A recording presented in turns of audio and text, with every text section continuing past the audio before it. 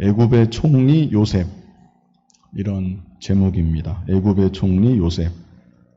그래서 이 시간에는 애굽의 총리로서 요셉이 어떤 일을 했는지 거기에 대해서 많은 분량이 할애되어 있는 것을 우리가 본문을 통해 보게 됩니다. 지난 시간에는 요셉의 형들과 아버지 야곱이 애굽의 바로 왕을 만나는 장면을 우리가 같이 보았습니다. 특별히 야곱이 바로 왕을 만나는 장면은 참 인상적인 장면이었습니다. 야곱은 바로의 왕궁 안에서 바로 왕 앞에 섰을 때 조금도 주눅들지 않았습니다. 믿음의 족장다운 모습으로 야곱이 바로 왕을 축복하였습니다. 오늘날 우리들도 세상의 물질이나 세상의 권세 앞에서 작아지지 말아야 합니다. 물론 항상 온유하고 겸손해야 되지만 적어도 내 안에는 남들이 나를 어떻게 보고 어떻게 생각하든지 적어도 내 안에는 나는 하나님의 자녀이다. 나는 장차 하늘의 기업을 상속받는 하나님의 상속자이다. 이런 믿음의 긍지와 믿음의 자부심이 우리에게 있어야 되는 것입니다. 세상에 썩어질 그 어떤 것과도 비교할 수 없는 더 큰 긍지, 더 큰 자부심이 우리 안에 있어야 되는 것입니다. 야곱의 모습이 바로 그런 모습이었던 것이죠. 아무것도 가진 것 없습니다. 초라한 노인입니다. 그런데 그 야곱이 바로의 그 어마어마했을 왕궁 안에서 바로 왕 앞에 섰을 때 조금도 주눅들지 않고 그 왕을 자신이 축복하여 주었던 것입니다. 그리고 야곱은 바로 왕과 헤어져서 그 자리를 나올 때에도 바로를 또다시 축복해 주고 나왔습니다. 또 지난 시간에 우리가 중요하게 본 것은 야곱의 인생 고백이었습니다. 야곱의 인생 고백. 9절에 있었습니다. 창세기 47장 9절, 우리 9절 말씀을 같이 한번 읽어보겠습니다. 야곱이 바로에게 아뢰되 내 나그네 길의 세월이 130년이니이다. 내 나이가 얼마 못되니 우리 조상의 나그네 길의 연조에 미치지 못하나 험악한 세월을 보내었나이다 하고. 이것이 야곱의 인생 고백이죠. 이 고백을 통해서 우리가 깨달아야 될 인생에 대한 중요한 교훈이 무엇인가? 세 가지를 말씀드렸었는데 첫 번째는 우리 인생은 어떤 인생입니까? 나그네 인생이다 그랬죠. 우리 인생은 나그네 인생입니다. 야곱의 고백과 같이 나그네 인생이다. 잠시 잠깐 이 땅에 왔다가 지나가는 영원한 본향 천국을 향하여 나아가야 되는 나그네 인생. 그것이 바로 저와 여러분의 인생인 것입니다.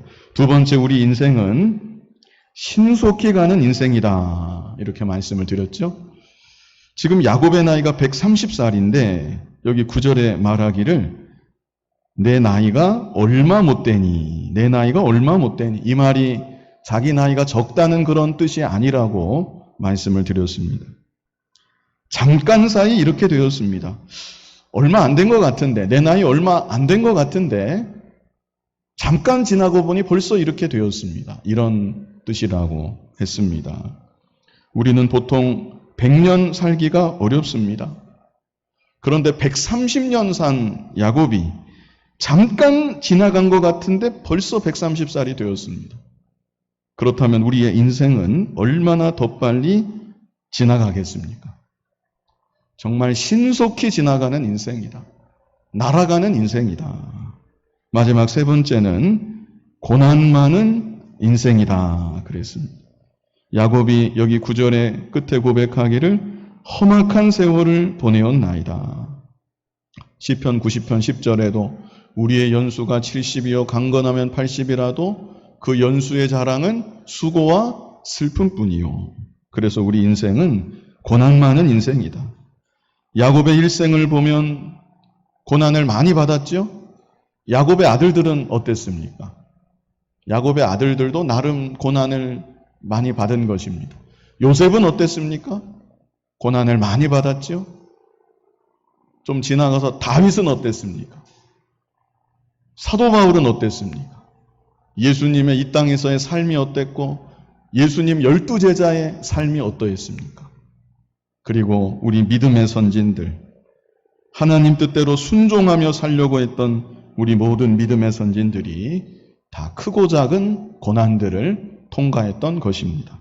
그래서 오늘날 우리들도 우리가 당하게 되는 고난으로 인해서 낙심하면 안 되겠습니다. 하나님께서 고난을 통해 나를 만드시고 나를 연단하시고 고난을 통해서도 하나님의 뜻을 이루어가고 계시고 그리고 마침내 더 크고 영원한 영광에 중한 것을 이루게 하신다. 이 소망을 가지고 어떤 일을 만나든지 낙심하지 말고 믿음으로 인내하고 잘 통과해 나아갈 수 있는 우리들이 되어야 하는 것입니다. 이제 이어지는 오늘 본문에는 말씀드린 것처럼 애굽의 총리로서 요셉이 어떤 일을 했는지 거기에 대해서 많은 분량에 걸쳐서 기록하고 있습니다. 본문 13절 같이 한번 읽어보겠습니다. 기근이 더욱 심하여 사방에 먹을 것이 없고 애굽 땅과 가나안 땅이 기근으로 황폐하니. 자, 애굽 땅에 전무후무한 7년 대풍년이 먼저 있었죠. 7년 대풍년이 있었고 이어서 7년 대흉년이 지금 계속되고 있는 것입니다. 그래서 지금 상황이 어떤 상황인가? 기근이 더욱 심해져서 사방에 먹을 것이 없고 애굽 땅과 가나안 땅이 기근으로 황폐하게 되었다. 이렇게 말씀합니다. 아마 지금 이 시대 우리들은 아무리 어렵다고 해도 이런 일을 경험하기는 어려울 것입니다. 그냥 배를 고른 그 정도가 아니라 사방을 찾아봐도 먹을 것이 없는, 입에 넣을 것이 없는, 이대로 가다가는 곧 굶어 죽을 수밖에 없는 그런 절박한 상황이 된 것입니다. 그래서 이어지는 14절로 15절 우리 같이 한번 읽어보겠습니다. 요셉이 곡식을 팔아 애굽 땅과 가나안 땅에 있는 돈을 모두 거두어 드리고 그 돈을 바로의 금으로 가져가니 애굽 땅과 가나안 땅에 돈이 떨어진지라. 애굽 백성이 다 요셉에게 와서 이르되 돈이 떨어졌사오니 우리에게 먹을 거리를 주소서. 어찌 주 앞에서 죽으리이까. 그런데 요셉은 대비하고 있었습니다. 7년 동안 지속되었던 대풍년의 기간 동안 요셉은 방심하지 않았습니다. 방만하게 흥청망청 요셉은 7년을 그렇게 보내지 않았습니다. 오히려 7년 동안 더 근면하고 더 절약하고 7년이라는 그 기간을 기회로 삼아서 애굽의 왕궁과 나라 곳곳에 많은 곡식들을 차곡차곡 이 저장해 두었던 것입니다. 그래서 정말 말로 다할 수 없는 흉년이 찾아왔지만 바로 왕궁은 물론이고 온 백성들을 먹일 만한 충분한 곡식을 요셉은 확보하고 있었던 것입니다. 이 사실을 아는 백성들이 요셉에게 찾아와서 돈을 냅니다. 돈을 내고 곡식을 사가는 것입니다. 그런데 15절에 있는 대로 백성들에게 더 이상 곡식 살 돈이 없게 되었습니다. 그래서 요셉에게 찾아와서 하는 말이 우리에게 먹을 거리를 주십시오. 어찌 주 앞에서 죽으리이까. 정말 절박한 상황의 연속입니다. 이때 요셉이 말합니다. 우리 16절을 같이 한번 읽어보겠습니다. 요셉이 이르되 너희의 가축을 내라. 돈이 떨어졌은즉 내가 너희의 가축과 바꾸어 주리라. 자, 요셉이 뭐라고 하지요? 무엇을 가지고 오라고 합니까? 가축을 가지고 와라. 돈이 없다 하더라도 너희 집을 보면 가축은 몇 마리 있지 않느냐. 그 가축을 가지고 오면 곡식하고 바꾸어 주겠다. 그래서 17절 같이 한번 읽어보겠습니다. 그들이 그들의 가축을 요셉에게 끌어오는지라. 요셉이 그 말과 양떼와 소떼와 나귀를 받고 그들에게 먹을 것을 주되 곧 그 모든 가축과 바꾸어서 그 해 동안에 먹을 것을 그들에게 주니라. 자, 여기서요, 얼핏 보면 오해할 수 있습니다. 어느 부분인가 하면 그 말과 양떼와 소떼와 나귀를 받고 그랬는데 그냥 무심결에 읽으면 한 사람에게 받은 것처럼 이렇게 오해할 수도 있습니다. 근데 한 사람에게 받았다는 그런 의미가 아니죠. 지금 이 극심한 흉년의 상황에 가축들이 그렇게 집에 많이 남아 있겠습니까? 그저 한 마리 아니면 두 마리, 부잣집이라고 해도 몇 마리, 그것도 가축의 상태는 어떠했겠습니까? 사람이 다 굶어 죽어야 되는 판에 가축 먹일 것이 있었겠습니까? 가축들 상태도 정말 말라 비틀어져 가고 곧 죽을 것 같은 그런 가축들이라고 우리가 생각해야 합니다. 한 사람당 뭐 몇 마리 가져왔는지 모르지만 그것들 받는 요셉의 입장에서는 여기 말한 대로 말도 있고 양떼이고 소떼이고 나귀도 받고 온갖 집에 있는 가축들은 요셉이 받았다는 것입니다. 그래서 제가 이 말씀을 왜 드리는가 하면 요셉의 처사를 보고 이거 너무 가혹한 거 아니냐, 가축까지 이 가난한 사람들 뺏어가는 거 아니냐, 이런 식으로 생각하면 안 된다는 것입니다. 실제 일부 비평적 성경학자들 가운데는 이 대목을 그렇게 해석하는 경우도 있습니다. 이 대목에서만큼은 요셉이란 인물의 그림자다. 이것은 정말 요셉이 잘못한 것이다. 폭정을 베푼 것처럼 그렇게 해석하는 경우도 있는데요. 그러나 그것은 잘못된 것입니다. 요셉이 처음에 애굽 백성들에게 곡물을 공짜로 나눠준다면 그것이 잘한 일이었겠습니까? 어떻게 생각하십니까? 그 많은 애굽 백성들 오는 대로, 필요하다는 대로 오는 족족 곡물들을 다 나눠주면 어떻게 되겠습니까?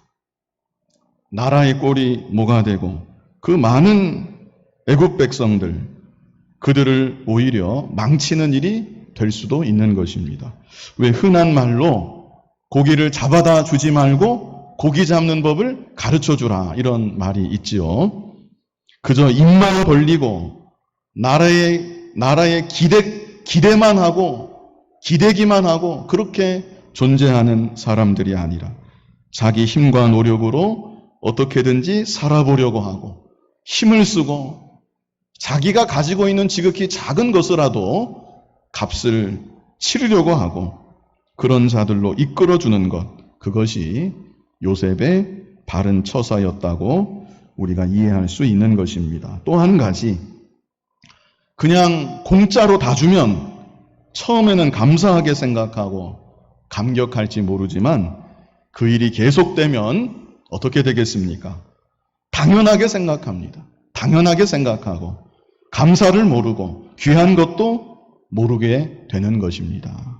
그러다가 나중에는 적반하장식으로 왜 안 주느냐, 불평하는 사람들도 생겨날 수가 있습니다. 지금 하나님께서 애굽의 백성들을 불쌍히 여기시사 요셉을 통해서 건져주고 계신 것입니다. 요셉이 아니라면 다 굶어 죽을 판이었는데 하나님께서 요셉을 통해 역사하시고 요셉을 통해서 굶어 죽지 않도록 건지시고 구원해 주시는 것입니다. 그런 은혜를 조금이라도 알게 하려고, 정말 감사히 생각하게 하려고 요셉을 통한 하나님의 역사하심을 귀하게 여길 수 있도록 요셉이 또한 이들에게 무언가 대가를 지불토록 했다, 우리가 생각할 수 있겠습니다. 더구나 요셉의 처사는 결코 가혹하지 않았다는 사실입니다.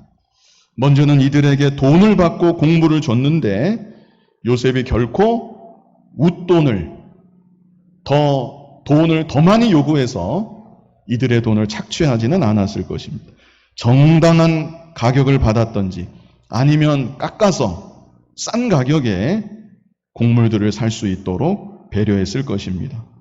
돈이 다 떨어져서 가축을 가져오라고 할 때에도 말씀드렸던 것처럼 이것은 이들을 향한 요셉의 배려라고 봐야 합니다. 자신도 굶어 죽게 된 판에 무슨 수로 가축들을 먹일 수가 있겠습니까? 하는 수 없이 만약 그 가축마저 잡아먹는다고 하면 그 다음에는 또 어떻게 되겠습니까? 그래서 요셉은 애물단지 같은 가축들, 상품 가치도 없는 가축들입니다. 이런 가축들을 가지고만 와라. 그러면 그 대신 내가 곡물을 주겠다. 곡물을 줄 때에도 넉넉하게 배불리 먹을 수 있도록 곡물을 준 것입니다. 실제 17절 끝에 보면 어떤 말씀이 있습니까? 집에 있는 가축 가지고 오면 먹을 것을 얼만큼 주었습니까? 그 해 동안 먹을 것을 다 주었다고 말씀하고 있습니다. 며칠 먹을 거 준 거 아닙니다. 몇 달 버틸 거 준 거 아닙니다. 그 해가 다 가도록 가족들이 다 먹을 수 있을 만큼 요셉이 풍족한 곡물을 그들에게 베풀어 준 것입니다. 이어서 18절 말씀을 같이 한번 읽어보겠습니다. 그 해가 다 가고 새해가 되매 무리가 요셉에게 와서 그에게 말하되 우리가 주께 숨기지 아니하나이다. 우리의 돈이 다하였고 우리의 가축대가 주께로 돌아갔사오니 주께 낼 것이 아무것도 남지 아니하고 우리의 몸과 토지뿐이라. 다시 요셉에게 와서 이제는 우리에게 가진 것이 없습니다. 곡물도 이제 다 떨어졌고 가진 것이라고는 몸밖에 없고 토지밖에는 없습니다. 이렇게 말합니다. 그러면서 스스로 이들이 간청을 하는데, 자, 19절 말씀을 같이 읽어보겠습니다. 우리가 어찌 우리의 토지와 함께 주의 목전에 죽으리이까? 우리 몸과 우리 토지를 먹을 것을 주고 사소서. 우리가 토지와 함께 바로의 종이 되리니 우리에게 종자를 주시면 우리가 살고 죽지 아니하며 토지도 황폐하게 되지 아니하리이다. 지금 애굽의 상황은 비상 상황입니다. 비상 상황도 보통 비상 상황이 아닙니다.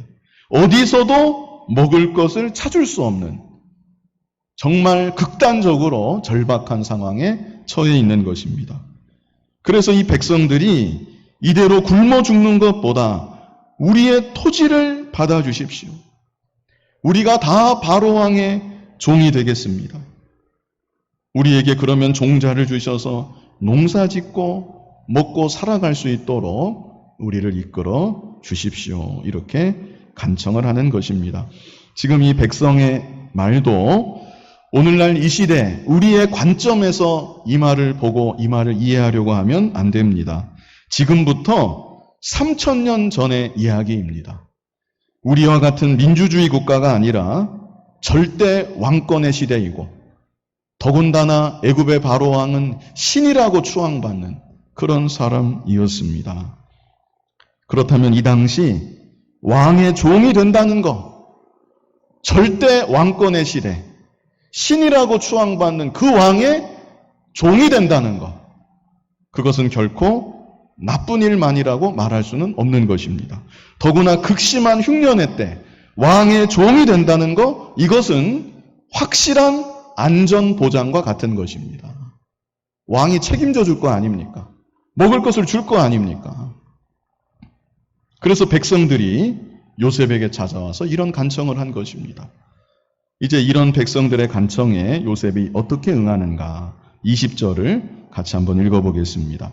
그러므로 요셉이 애굽의 모든 토지를 다 사서 바로에게 바치니 애굽의 모든 사람들이 기근에 시달려 각기 토지를 팔았음이라. 땅이 바로의 소유가 되니라. 자, 요셉이 백성들의 청을 들어주었다는 말씀이죠.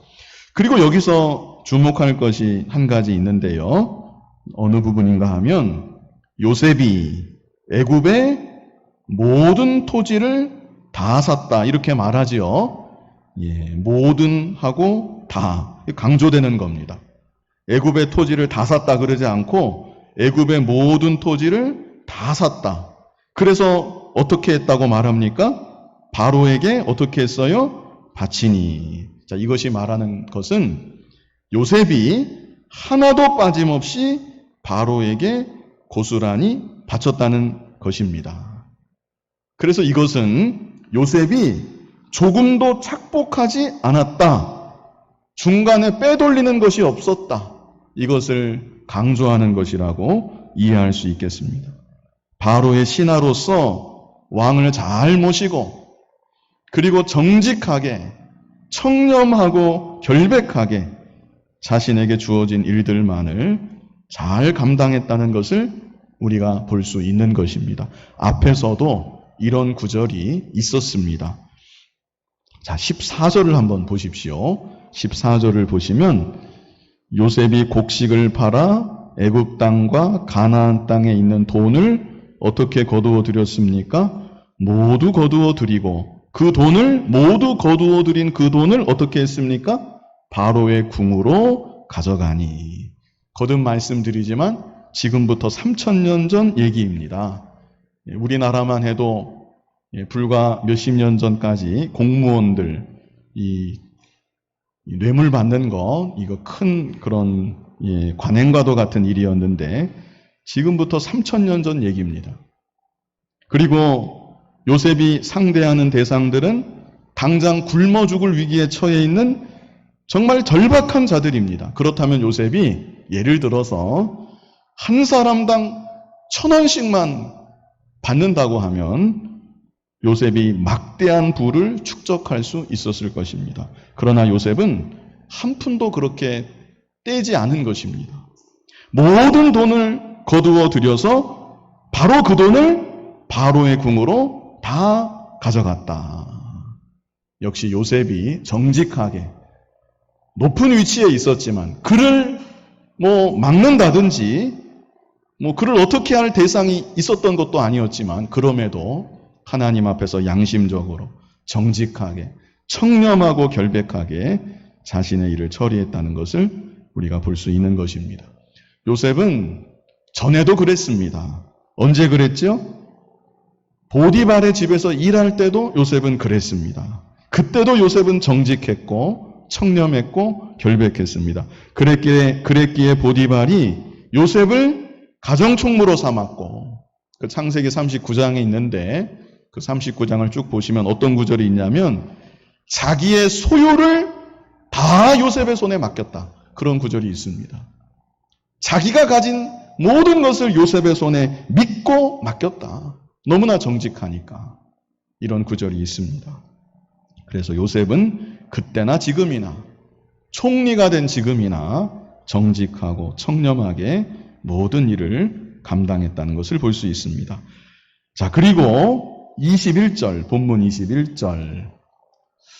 같이 한번 읽어보겠습니다. 요셉이 애굽 땅 이 끝에서 저 끝까지의 백성을 성읍들에 옮겼으나. 자, 이 말은 무슨 말인가? 애굽 땅 이 끝에서 저 끝까지의 백성, 이 백성들은 애굽 땅 변방에 살고 있는, 멀리 떨어져 있는 데 살고 있는 백성들을 말하는 것이죠. 애굽의 경계, 변방에서 살고 있는 그 백성들을 성읍으로 이사시켰다. 이것을 말하는 것입니다. 그리고 여기서 성읍은 곡식을 저장해두는 성읍을 말하는 것입니다. 그래서 요셉은 멀리 떨어져 있는 그들이 곡식을 좀 더 쉽게 얻을 수 있도록 이들을 배려해서 이사시켰다는 것을 우리가 볼 수 있고요. 또 다른 한편으로는 이제 농사를 시켜야 되겠는데 농사 짓고 나오는 수확물들을 좀 더 쉽게 잘 운반하고 저장할 수 있도록 요셉이 또한 이런 정책을 펼쳤던 것입니다. 22절을 같이 한번 읽어보겠습니다. 제사장들의 토지는 사지 아니하였으니 제사장들은 바로에게서 녹을 받음이라. 바로가 주는 녹을 먹음으로 그들이 토지를 팔지 않음이었더라. 여기서 제사장들은 애굽 나라의 제사장들을 말하는 것이죠. 애굽 나라의 제사장들은 기근과 상관이 없습니다. 바로 왕으로부터 녹을 받아먹고 살기 때문에 어려움이 없었다. 이것을 말하는 것이고요. 그리고 굳이 이 말을 여기 왜 썼는가? 요셉도 이들을 건들지 않았다는 것입니다. 지금 요셉이 토지를 다 사들이고 있는데 제사장들의 토지는 건들지 않았다. 그래서 무엇을 말하는가? 백성들이 자기들의 땅을 팔고 종이 되는 것은 총리의 명령이 아니었다는 것입니다. 그들의 자원에서 비롯된 것이다. 전적인 자원하는 일이었다. 이것을 우리에게 알려주고 있는 것입니다. 그리고 23절 같이 한번 읽어보겠습니다. 요셉이 백성에게 이르되 오늘 내가 바로를 위하여 너희 몸과 너희 토지를 샀노라. 여기 종자가 있으니 너희는 그 땅에 뿌리라. 요셉이 백성들의 토지를 샀다는 것, 그리고 그들이 이제 바로의 종이 되었다는 것을 공식적으로 선언하는 것이고요. 그리고 요셉은 이들에게 종자를 주고 농사를 짓게 한 것입니다. 이제 24절에는 세금을 걷었다는 말이 나옵니다. 24절 같이 한번 읽어보겠습니다. 추수의 5분의 1을 바로에게 상납하고 5분의 4는 너희가 가져서 토지의 종자로도 삼고 너희의 양식으로도 삼고 너희 가족과 어린아이의 양식으로도 삼으라. 자, 세금 내라는 것인데요. 세금이 몇 퍼센트지요? 몇 퍼센트 걷었습니까?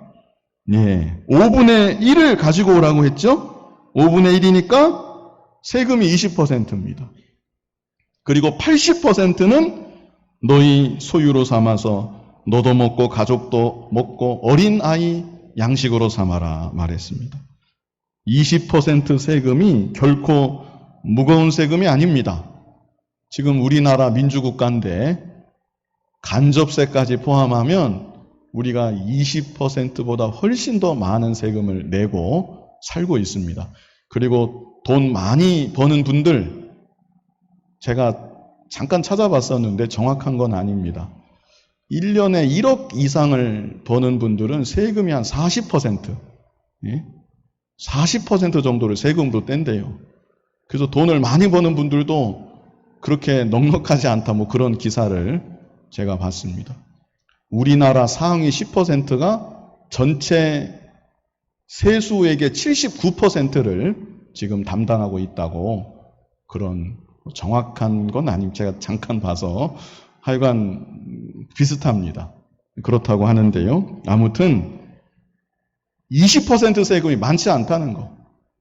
간접세 우리 내잖아요. 식품 사면 거기에 다 간접세 포함되고 그거 다 치면 20% 다 넘습니다. 더구나 지금 이 당시 애굽이 아닌 다른 나라들은 어떠했는가? 이거를 우리가 직접적으로 비교할 수 있는데, 애굽 말고 다른 나라에서는 토지 주인이 얼만큼 가져가는가? 절반을 가져갑니다. 그게 상식입니다.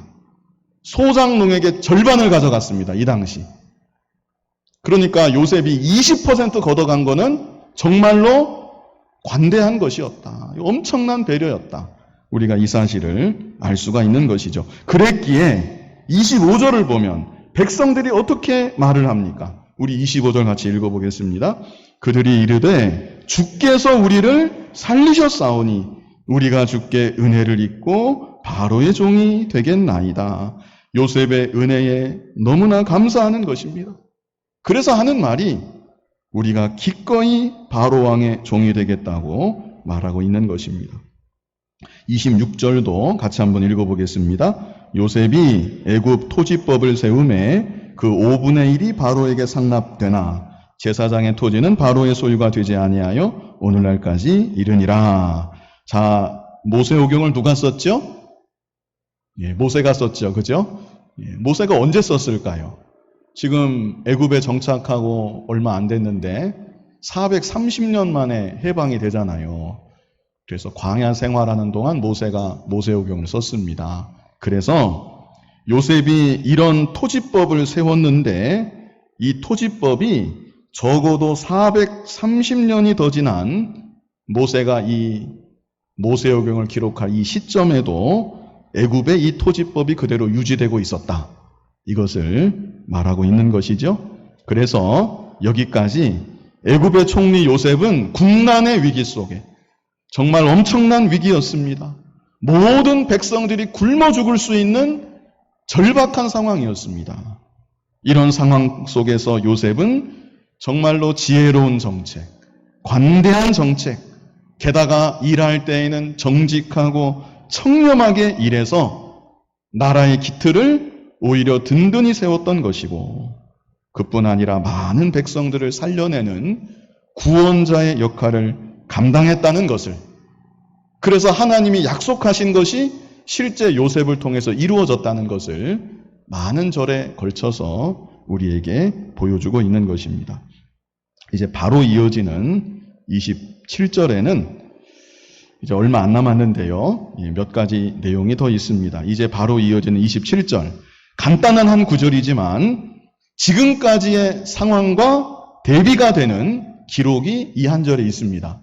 우리 27절을 같이 한번 읽어보겠습니다. 이스라엘 족속이 애굽 고센 땅에 거주하며 거기서 생업을 얻어 생육하고 번성하였더라. 앞에 13절에는 뭐라고 했습니까? 애굽의 상황을 말하면서 13절에 기근이 더욱 심하여 사방에 먹을 것이 없고 애굽 땅과 가나안 땅이 기근으로 황폐하니. 그런데 여기 27절에는 다시 보면 이스라엘 족속이 애굽 고센 땅에 거주하며 거기서 생업을 얻어 생육하고 번성하였더라. 이 얼마나 대조가 되는 장면입니까? 물론 애굽 땅의 다른 백성들도 요셉을 통한 하나님의 은혜로 굶어 죽지 않았습니다. 하나님의 은혜로 그들도 계속 살아갈 수가 있었습니다. 그러나 고센 땅에 거했던 이스라엘의 후손들은 전무후무한 기근의 상황 속에서도, 최악의 흉년 속에서도 이들은 또 다른 하나님의 은혜를 받았다. 구별된 하나님의 은혜가 그들에게 쏟아져 내려왔다. 특별한 하나님의 은혜입니다. 그래서 이들은 그와 같은 절박한 환경 가운데도 기적과 같은 삶을 살아갔다는 것을 이 한 절이 말씀해주고 있는 것입니다. 거기서 생업을 얻어 그 다음에 생육하고 번성하였더라. 오늘 오전 말씀이 기억나지 않으십니까? 하나님의 형상대로 사람을 창조하시고 남자와 여자로 창조하시고 가장 1차적으로 주신 명령이 바로 이것이었습니다. 생육하고 번성하여 땅에 충만하라. 그런데 고센 땅에서 이스라엘의 후손이 대기근의 상황 속에서, 최악의 악조건 속에서 하나님의 이 명령을 그대로 실현하는 삶, 다시 말해서 하나님의 뜻이 이루어지는 복된 삶을 살아가게 되었다는 것입니다. 오늘날 우리들에게도 생육하고 번성하라는 하나님의 명령, 이것은 명령임과 동시에 하나님의 자녀된 우리들에게 주시는 약속이기도 합니다. 명령임과 동시에 약속이기도 한 이 말씀은 오늘날 우리들에게도 여전히 유효한 것입니다.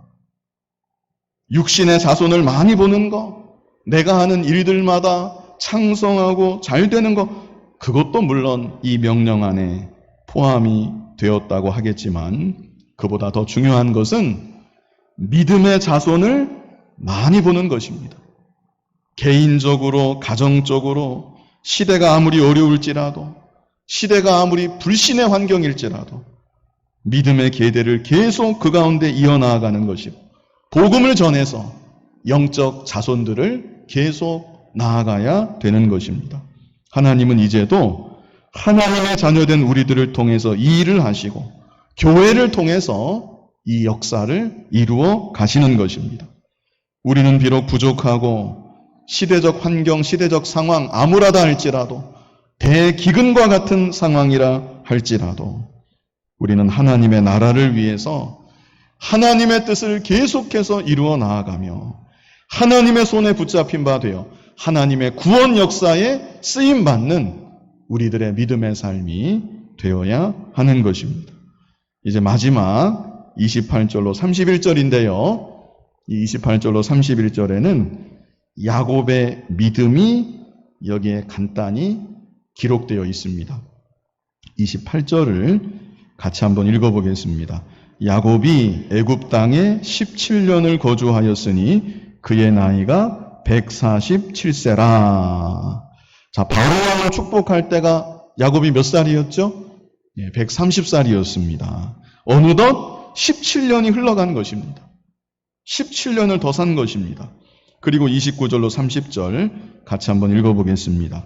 이스라엘이 죽을 날이 가까움에 그의 아들 요셉을 불러 그에게 이르되 이제 내가 네게 은혜를 입었거든 청하노니 내 손을 내 허벅지 아래에 넣고 인애와 성실함으로 내게 행하여 애굽의 나를 장사하지 아니하도록 하라.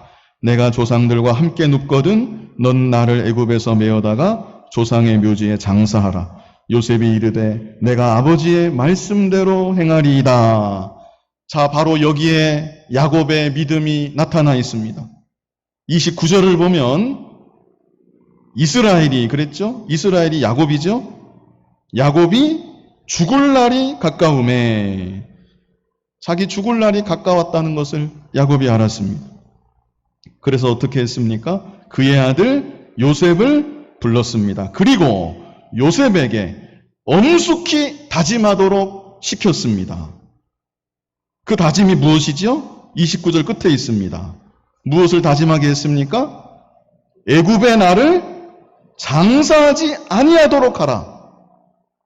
지금 죽을 날이 임박했다는 것을 알고 요셉을 불러서 이 다짐을 시키는 것입니다. 애굽의 나를 장사하지 아니하도록 하라. 지금 요셉이 애굽의 총리지요? 총리입니다. 그러면 총리의 아버지가 애굽에서 장례할 때 그 장례가 얼마나 성대하겠으며 그 묘실은 또 얼마나 화려하게 준비가 되겠습니까? 그러나 야곱은 그런 것에 전혀 관심이 없습니다. 30절에 다시 말씀하는 대로 내가 조상들과 함께 눕거든 죽는다는 말이죠? 내가 죽게 되면 너는 나를 애굽에서 메어다가 내 시신을 들러 메어다가 조상의 묘지에 장사하라. 약속의 땅입니다. 가나안 땅입니다. 좀 더 구체적으로는 아브라함이 묻혀 있고 이삭이 묻혀 있는 가나안 땅의 막벨라굴을 말하는 것입니다. 바로 그곳에 내 시신을 둘러매고 애굽을 떠나서 바로 그곳에 나를 장사해 달라. 지금 이스라엘 후손들이 애굽에 잘 정착했습니다. 생육하고 번성하고 있습니다. 요셉은 또 어떻습니까? 언제나 그랬던 것처럼 총리로서 존경받는 총리이고 모든 일들을 잘 처리하는 총리입니다. 그러나 우리가 바라볼 것은 이 땅이 아니다. 아무리 이 땅에서 잘 먹고 잘 살고 형통하다 할지라도 우리가 바라보고 소망할 땅은 이 땅이 아니다.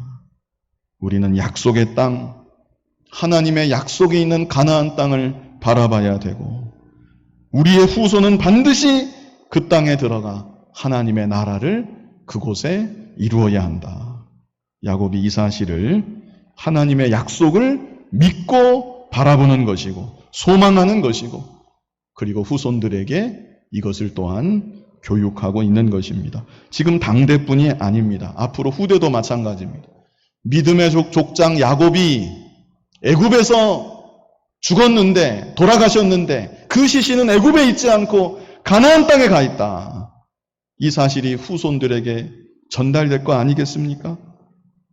그래서 야곱은 죽기 전에 지금 있는 자손들에게 그리고 앞으로 후손들에게 하나님의 약속을 기억하게 하는 것입니다. 하나님께서 주시는 기업, 가나안 땅을 바라보게 하는 것이고 소망하게 하는 것입니다. 그리고 그뿐 아니라 31절을 같이 한번 읽어보겠습니다. 야곱이 또 이르되 내게 맹세하라 하매 그가 맹세하니 이스라엘이 침상머리에서 하나님께 경배하니라. 자, 마지막 단인데요. 이스라엘이 어떻게 했습니까? 침상머리에서 하나님께 경배하니라. 이 장면은 참 감동적인 장면입니다. 야곱의 기력이 다 지난 것입니다. 그래서 요셉과 대화 나누고 요셉에게 맹세를 시킬 때에도 야곱이 몸을 일으켜서 앉아있을 힘이 없습니다. 그러나 요셉이 야곱의 말대로 맹세하는 것을 볼 때 야곱은 자신의 있는 힘을 다 기울여서 침상 머리를 붙들고 그 몸을 일으켰던 것입니다. 그리고 나서 어떻게 했습니까? 하나님께 경배하니라. 참 감동적인 장면입니다. 이 정도는 아니지만 저도 이와 비슷한 장면을 실제 본 일이 있습니다.